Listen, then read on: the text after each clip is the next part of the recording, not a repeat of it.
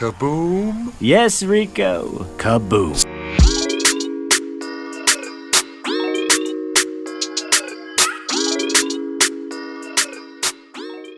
It's official. Another My Little Pony show is coming next year, with Lauren Faust, the original creator of Friendship is Magic, rumored to be at least partially involved. But the question is, what is the newest iteration of My Little Pony going to look like? G6 concepts and rumors have been floating around for a while now, but most of these rumored concepts seem to be centered around the same characters and the same world that we've already seen in G4 and G5. And I know I'm not the only person out there who thinks it's time for something new. Now, I'm a writer myself, and I've already brainstormed some ideas of what I would want to see in the next generation, just for my own amusement. But with this newest announcement, I thought now would be a good time to fully flesh out those ideas and share it with the world. So, for this first video, here is what I would do if I were in charge of making My Little Pony G6. So, to get started, let's lay down a basic framework of what this version of MLP should look like. I've already mentioned that I think this generation should be something new, but what does that mean? Well, to put it simply, I think we should do the same thing Lauren Faust did when she first created Friendship is Magic.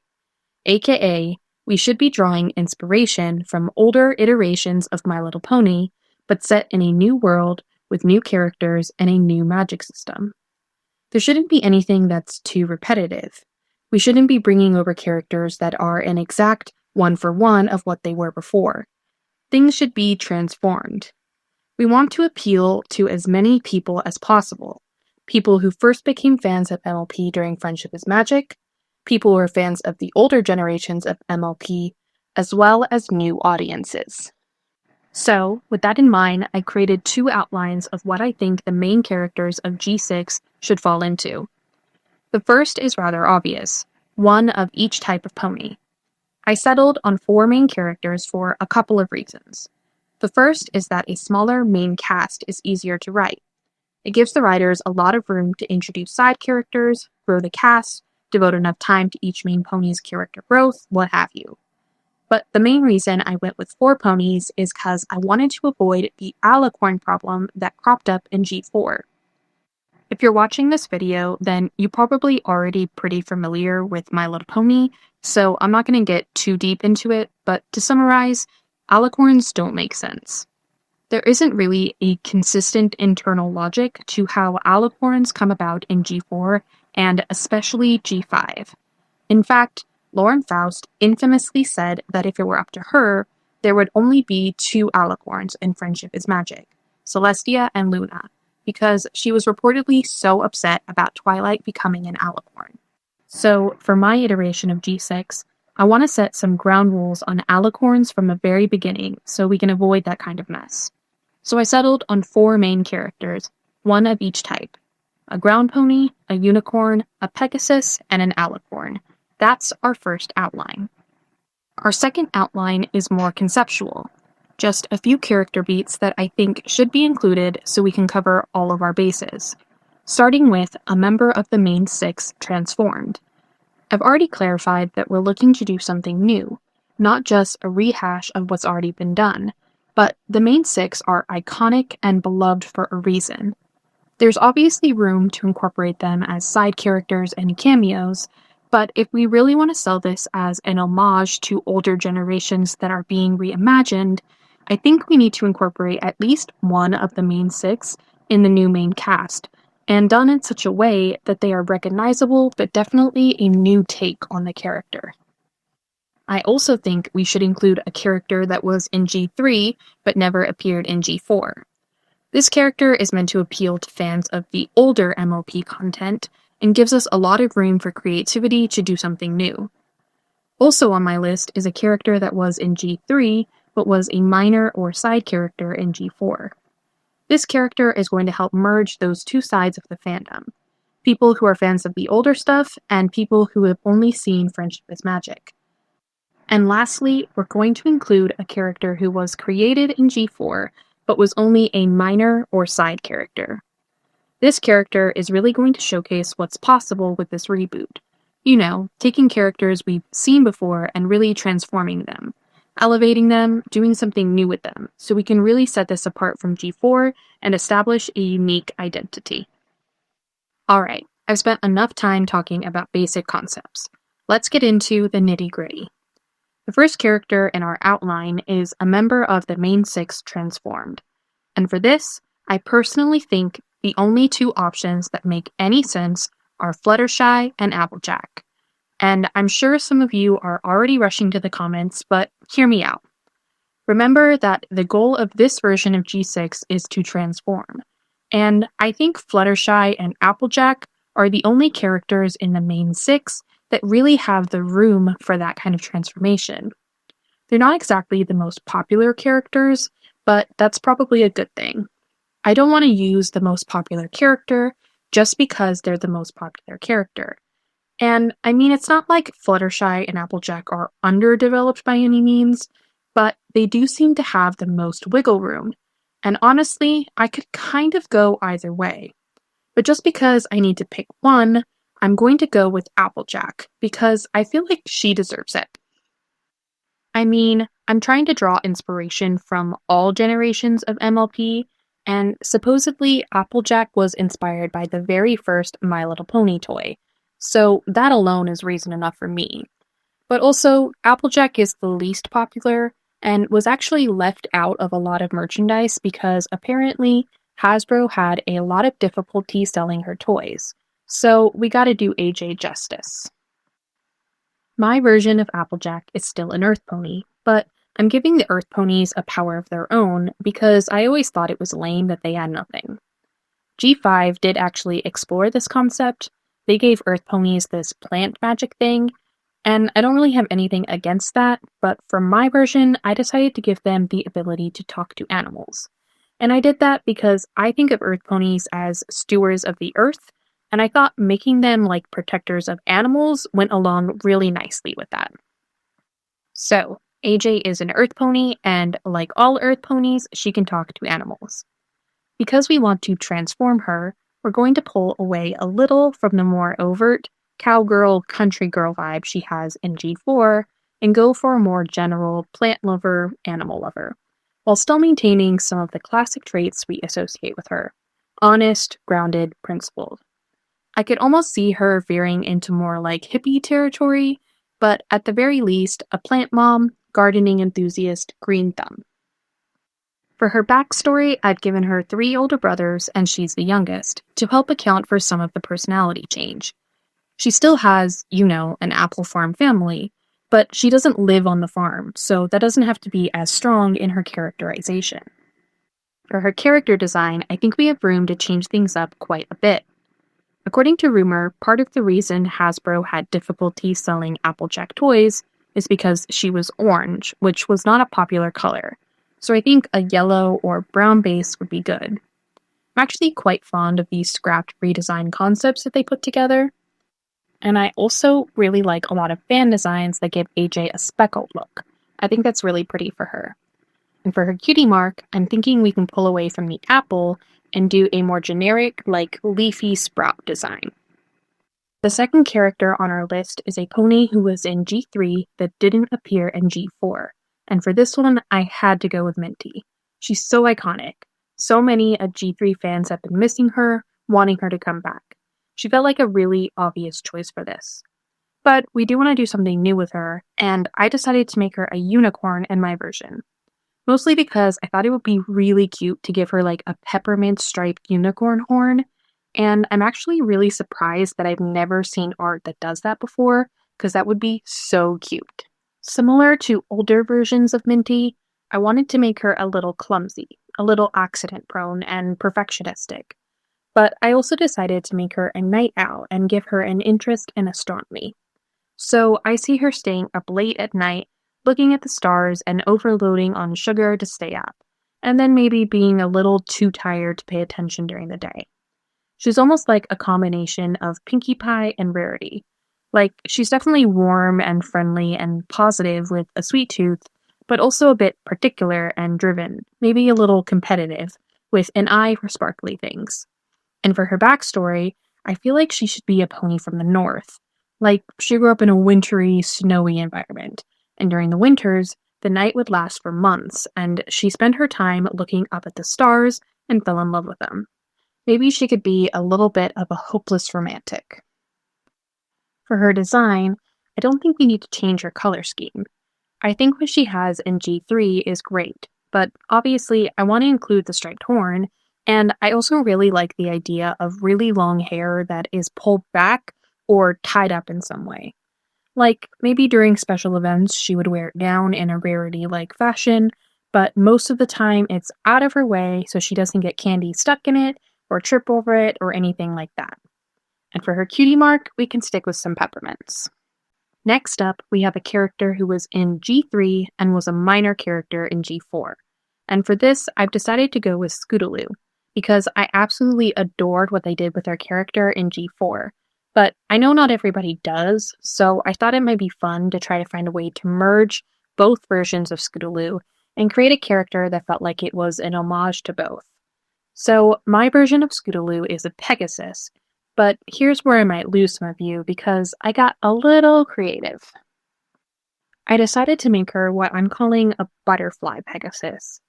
The basic idea is that there are two types of Pegasus, the classic feathered version we're used to seeing, and butterfly Pegasus, which were inspired by this episode of Friendship is Magic, where Rarity is given these magical butterfly-style wings.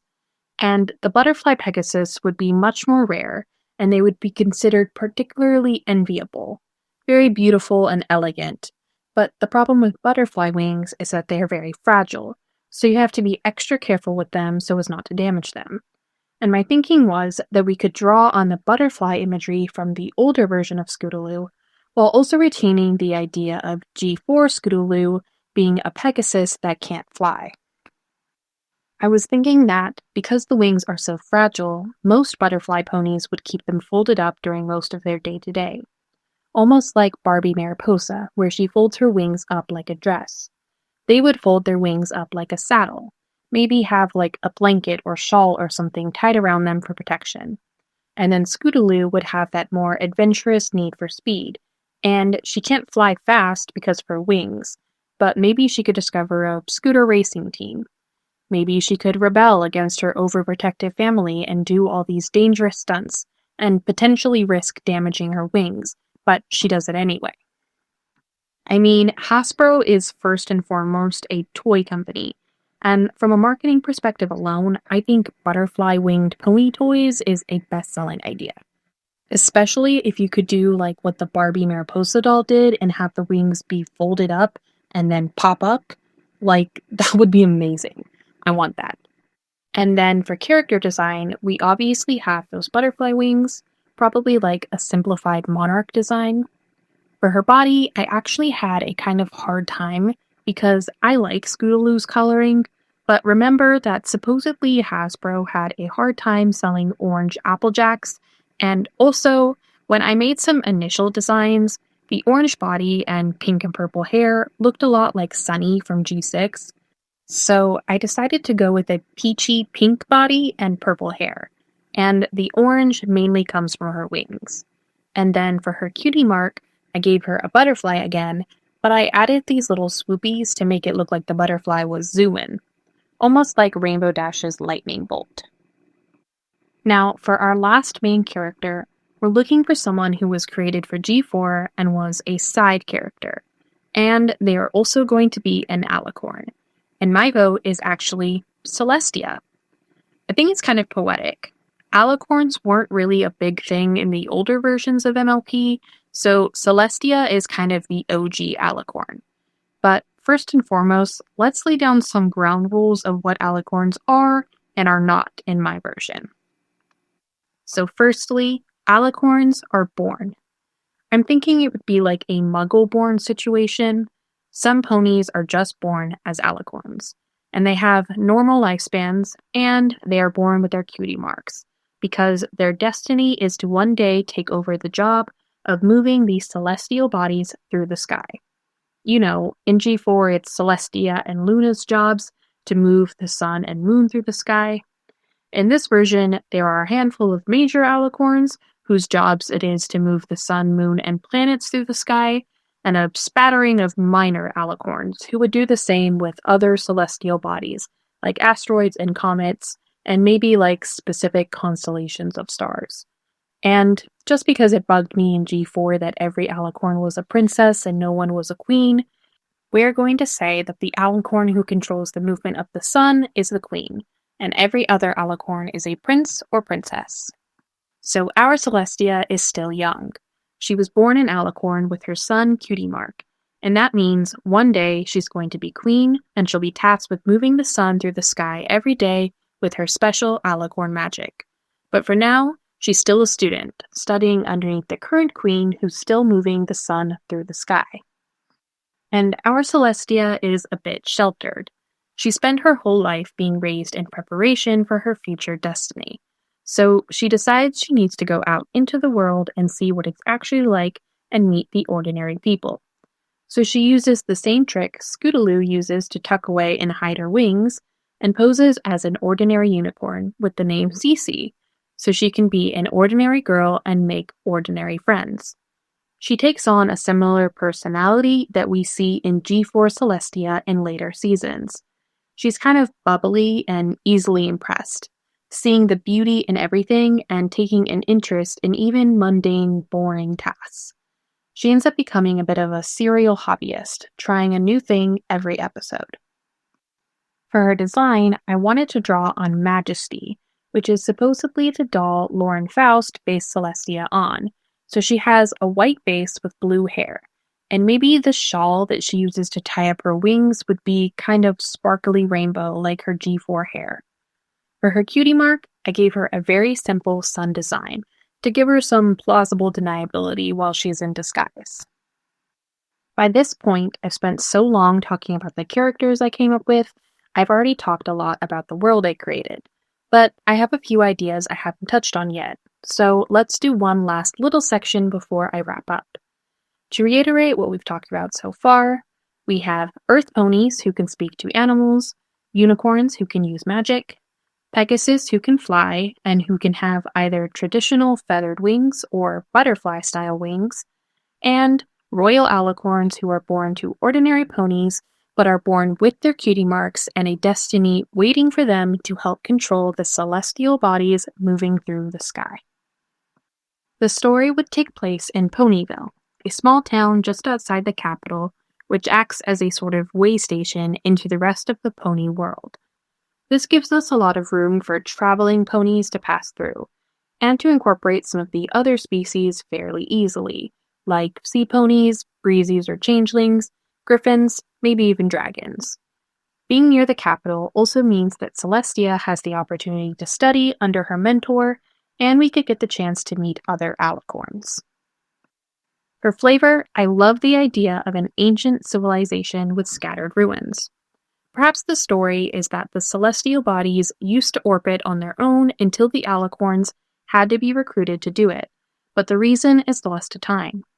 I would love for Celestia to take an interest in this ancient civilization and be trying to learn more about it, like this underlying mystery to be solved. Perhaps she resents the mantle she's expected to pick up and wants to find a way to avoid it. The world building, I think, doesn't have to be as firmly defined. I mean, theoretically, that's the kind of thing that would be built up and fleshed out as the story went along, if we're operating under the assumption that this G6 concept was actually greenlit as a show with a whole team of writers. The real meat of this take was the characters. I wanted to really explore the possibilities of what a hard reboot could look like, because I think most of the fandom is in agreement that whatever comes out next year is probably going to be basically just a rehash of the main 6. And that doesn't mean it will be bad. I'm going to be watching it either way. But this video was about exploring ideas that I would really like to see and just marinating in those ideas to see where they would take me. I would love to hear what other people think of these concepts or what ideas other people have for what they would like to see in G6 though. So if you enjoyed this video, please give it a thumbs up and consider subscribing. I have no idea what other videos I might do, so if you have any requests, feel free to leave those as well. Until next time, salutations, friends! Whoa, hey now!